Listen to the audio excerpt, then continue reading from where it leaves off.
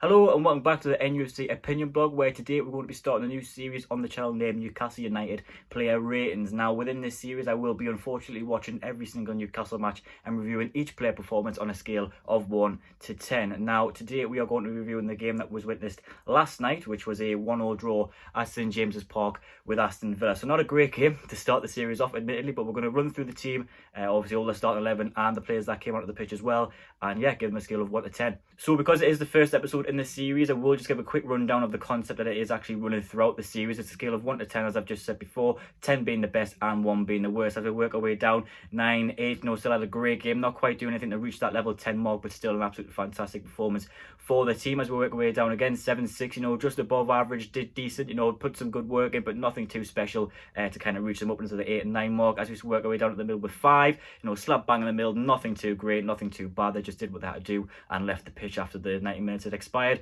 Then from 4 to 3, a bit under what we were expecting, a bit of a poor performance, a bit shaky at the back or not finishing the chances up top. And then we worked down to the 2 or 1 mark. It's got to be something really special to play a 2 or a 1, maybe a red card in the first few minutes or a hat-trick of 1 goals. I'm not too sure, to be honest, but I wouldn't really put it past this Newcastle side at the moment to play a 2 or a 1, even consistently, never mind just as a one-off game.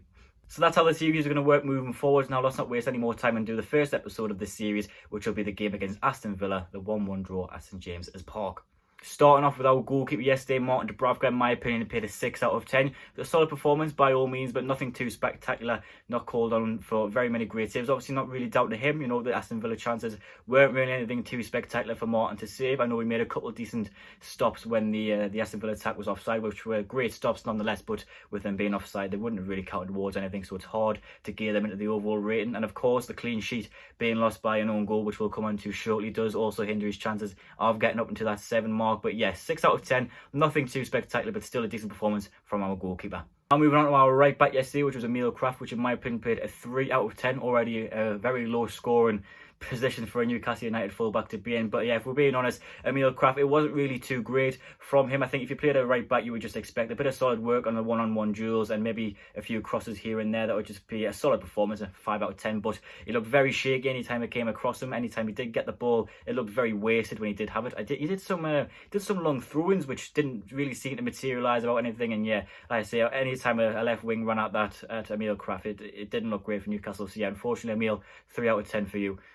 Now we move on to the first of our centre-backs, our skipper, Jamal Lascelles, coming in at a 6 out of 10 for me. A very decent game from the captain. He won his aerial battles, not only in defence, but also in attack as well. Obviously, we've seen by the goal, but even before the goal, we were shooting set pieces into the area, and he was winning most of them. He did seem quite an attacking threat for a side, which was, well, almost strikerless, what it seems for most of the game. But yeah, Jamal Lascelles has a very solid game. The clean sheet, again, maybe hindering him getting up to the 7s, though I could definitely see the argument for him to get up into that area. But for me, 6 out of 10, solid game, did well.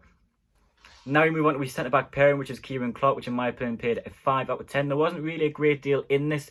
To be honest, it could have easily been a 6, but obviously the own goal does definitely bring him down. Whether it was really his fault or not is very unfortunate to say, but yeah, it definitely brings him down in terms of the rating games. And like I say, there wasn't really much in it between him and Jamal Lascelles, but obviously the other one did score at the right end, which did ultimately get him up by 1. But yeah, anytime it came in and around the area to Kieran Clark, he dealt with it well. I felt he had a very solid performance. Just the own goal bringing him down there, I'm afraid.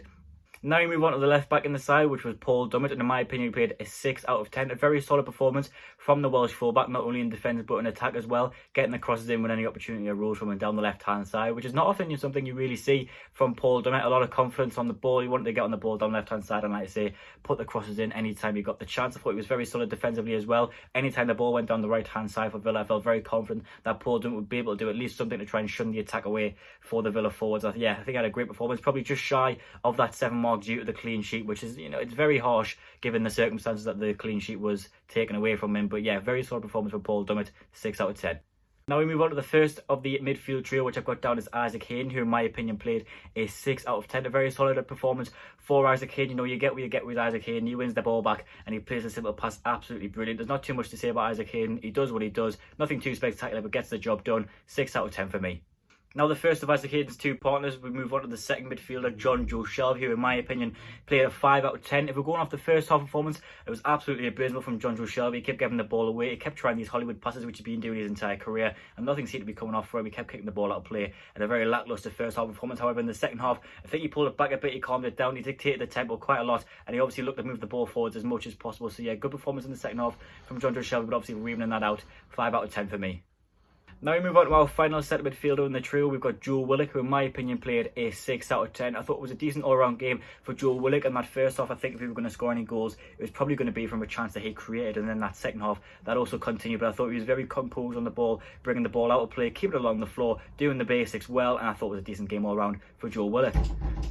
Now we move on to the attack that began the game for Newcastle United, starting with Joe Linton, who in my opinion played a 5 out of 10. Probably the pick of the bunch of the front three that started that game, which I know is very hard to say, given he did get a 5 out of 10. But hey, that's just the starter that we're dealing with Newcastle United, especially in attack. But moving on back to Joe Linton, I think in that first half, I think he gave Tyrone Mings a really good run for his money in the battle of strength. Thought he did decent with that in the second half as well. But what ultimately lets Joe Linton down, as it seems to let him down most games, is his attacking instincts. He doesn't seem to like to get the ball in the back of the net. He doesn't even seem to like to have a shot on goal, which what is ultimately costing him, especially in that second half. I think he had a decent chance to have a strike at the Aston Villa keeper, and he failed to do so. So yeah, decent game from Joe Linton, but please just start trying to get the ball in the back of the net. Doesn't even have to go in, just start trying, it'll be great.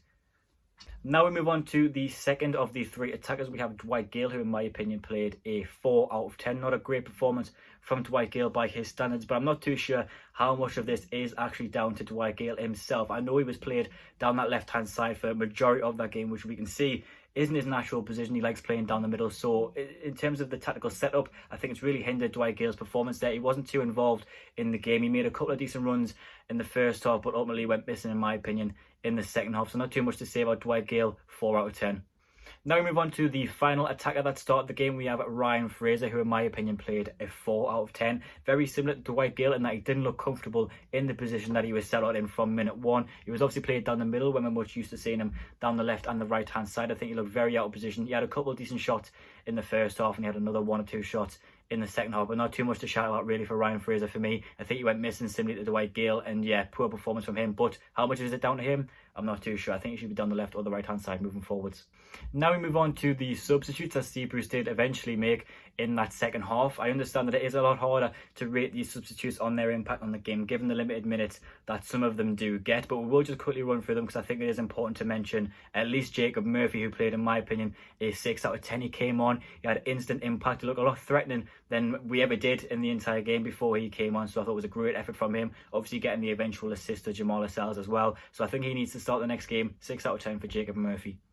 Sticking with the attacking substitutes, we have Andy Carroll, who in my opinion played a 5 out of 10. I don't think he did anything that we didn't expect him to do when he came onto the pitch. He was an absolute handful in the box anytime the ball got looped in there. But again, given the dire minutes that he actually did get, it's very hard to rate him on his actual impact on the game because he just didn't have that much time to do so. But I thought it was decent. Nothing that we didn't expect, nothing bad. 5 out of 10, very standard for Andy Carroll. Now we move on to the final substitution that was made. We have Javi Manquillo, who in my opinion played a 4 out of 10. May seem slightly harsh on Javi to give him that 4, but given the fact that they scored immediately after he came on and didn't have much to contribute after that point, it's very hard to give him any more than a 5 or a 6 out of 10. Not that the goal was necessarily his fault, but given the fact that it went in and given the fact there was nothing else to be done down that right hand side for him, it's very hard to give him any more than a 4 out of 10.